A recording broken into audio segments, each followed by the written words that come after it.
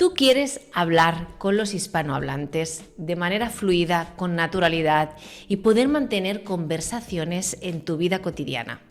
Y sin embargo, no te vienen esos verbos a la cabeza para expresar acciones. Hoy te traigo los 7 verbos más necesarios e imprescindibles para poder mantener una conversación con hispanohablantes con naturalidad. Además, en este vídeo te dejo el PDF para que puedas practicar con los verbos que hoy vas a repasar y así podrás mantener conversaciones. Por cierto, el último verbo guarda un secreto y te muestra 2 opciones para corregir uno de los errores más típicos. Hola, estudiante de español, soy Sara, tu profesora de español. Empezamos. Primer verbo. Verbo ser. El verbo ser es el verbo por excelencia con el que definimos las cosas y sobre todo a nosotros mismos. Con el verbo ser expresamos acciones que nos identifican. Es muy versátil y lo usamos para diferentes cosas. Por ejemplo, identidad. Soy Sara, soy una mujer. Origen.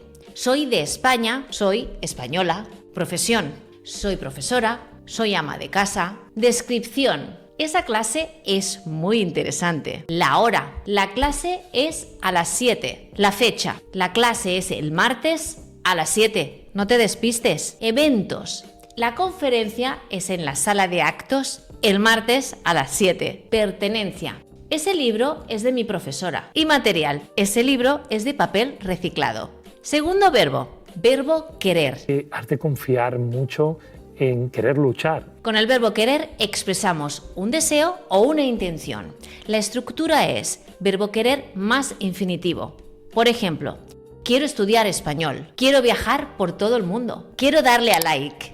También lo utilizamos en la estructura querer más sustantivo. Por ejemplo, ¿quieres un café? Quiero ese reloj para mi cumpleaños. ¿Quieres esa mesa para tu habitación? El verbo querer también tiene un uso afectivo y lo tenemos que utilizar con pronombre. Por ejemplo, te quiero mucho, amiga mía. Lo usamos para expresar afecto, cariño a las personas que queremos. En España es muy habitual expresar el cariño así.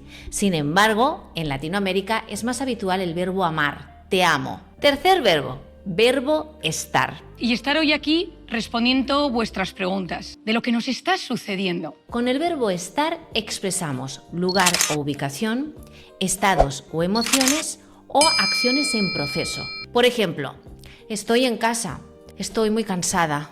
¿Qué estás haciendo? Estoy estudiando ahora.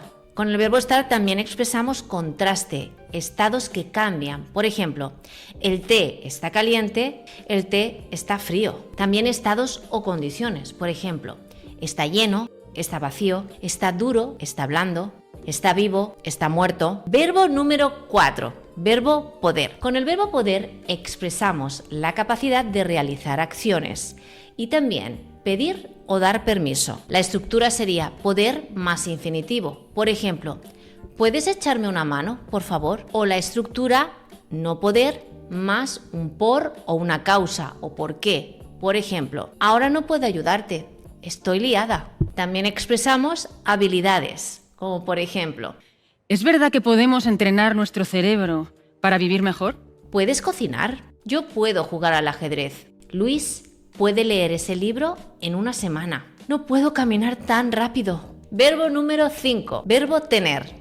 ¿Qué tiene sentido en la vida? Que todo el mundo tiene derecho a opinar. Con el verbo tener expresamos posesión, edad y también obligación. Por ejemplo, con la estructura tener más sustantivo. Tengo un perro, tengo hambre, tengo sueño, tengo prisa. Y con la estructura tener que más infinitivo manifestamos obligación. Tengo que estudiar más. Atención, porque cuando expresamos la edad en español lo hacemos con el verbo tener, no con el verbo ser. Y este es uno de los errores más comunes. Nosotros decimos, tengo 25 años. No decimos, soy 25 años. Por eso la pregunta también la hacemos con el verbo tener. ¿Cuántos años tienes? Tengo 25 años. Verbo número 6. El verbo gustar. Con el verbo gustar expresamos nuestras preferencias. A mí me gustan todos. A ti te gustan todos, no hay ninguno que te dé pereza. No. Y la estructura es me gusta con pronombre más un verbo en infinitivo o un sustantivo. Por ejemplo, me gusta bailar o me gusta el cine. Cuando el sujeto de estas oraciones esté en plural, también irá en plural. Me gustan las croquetas. Si tienes dudas del uso de los pronombres de complemento indirecto, mira mi vídeo sobre este tema, cuando termines este vídeo. Y atención, el verbo número 7. Por fin voy a desvelarte el secreto de este error tan típico. Verbo saber versus verbo conocer. Son dos verbos que se suelen confundir. Y ahora te explico el uso de cada uno. Con el verbo saber expresamos que poseemos información o habilidades aprendidas. ¿Sabes artes marciales? Sí. Con la estructura saber más infinitivo. ¿Sabes cocinar? No sé conducir. También en una pregunta, saber más qué o más cuándo. ¿Sabes cuándo cierra la tienda? ¿Sabes lo que le ha pasado a María? ¿Sabes cuándo vas a suscribirte a mi canal? También cuando nos referimos a una información concreta. Por ejemplo, ¿sabes cuándo tengo la cita con el oftalmólogo? Y también lo utilizamos para expresar que tenemos conocimientos. No necesariamente somos expertos. Por ejemplo, yo sé mucho sobre ornitorrincos. Es mi animal preferido. Y ahora es el turno del verbo conocer. Fíjate qué diferente es, porque el verbo conocer se refiere al conocimiento sobre personas, lugares o experiencias. En la estructura, conocer más la preposición a más persona.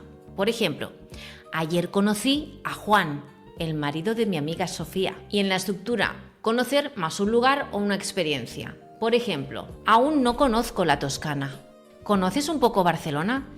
Es que yo me pierdo, es tan grande. Si quieres conocer cómo utilizar correctamente todos estos verbos en presente de indicativo, te dejo aquí mi vídeo sobre este tema. Haz clic en este vídeo y aprende mucho más. Hasta la próxima.